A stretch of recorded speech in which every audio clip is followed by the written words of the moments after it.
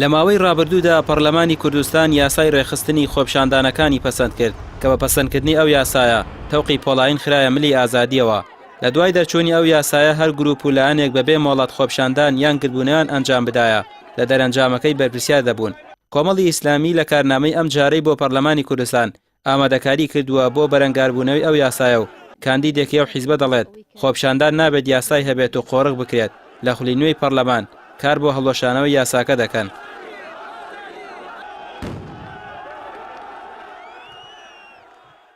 دەمانەوێت کار بکەین بۆ ئەوەی کە هیچ کۆتوبندێک یاخود هیچ بربەستێک نەبێت لە بەردەم ئازادی دەربڕینی ئازادی خەڵکە بە تایبەتی لە خۆپیشاندانەکان.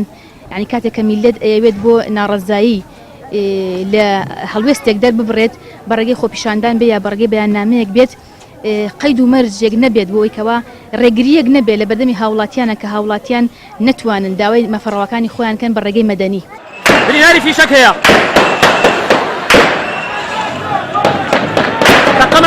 تەقەمان لێکەن.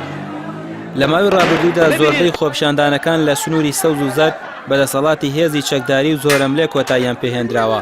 خۆپیشاندانی مامۆستایان لە هەولێر و سلێمانی بۆ داواکاری موچە و شایستەداراییەکانیان، خۆپیشاندانی فەرمانبەران و هاوڵاتیان، خۆپیشاندانی خەون پێداویستە تایبەتەکان لە بەردەم ئەنجومەنی وەزیران و بێڕێزیکردن پێیان لەلایەن هێزامنیەکانەوە دەیان ڕێگری لێکردنی تری خۆپیشاندانی مەدەنی کە لە هەموو ئەوانە پشت بەو یاسایە دەبەسترێت کە لە پەرلەمان پەسەند کراوە.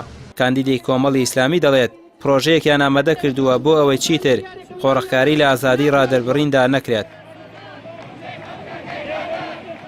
کاتێک کە چوینە پەرلەمان بە پرۆژە یاسا خۆپیشاندانەکان ڕێک بخرێتەوە بۆەوەی بەو قەید و شەرتەوە دانەندرێت کە بۆ نمونە بە دەسەڵات یاخود بە قووەت یا بە هەڕەشە ئەو خەڵکە و ئەو هاوڵاتیانەی کە داوای مافی خۆیان دەکەن ئەو ئازادیە کە پێیان دراوە پێشێل بکرێ، ئێمە بە هەموو توانامانە هەڵ دەدەین یاسایەک پەسەند بکرین لە پەرلەمان کە ئەو ئامانجەی هەیەە کە خەڵکی دەڕژێتە سەر جادەکان بگەنە ئامانجی خۆیان بێ چاسوورکردنەوە و هێز و دەسەڵات کە بتوانن بایکۆتی خۆپیشاندانەکان پێنجام دەست.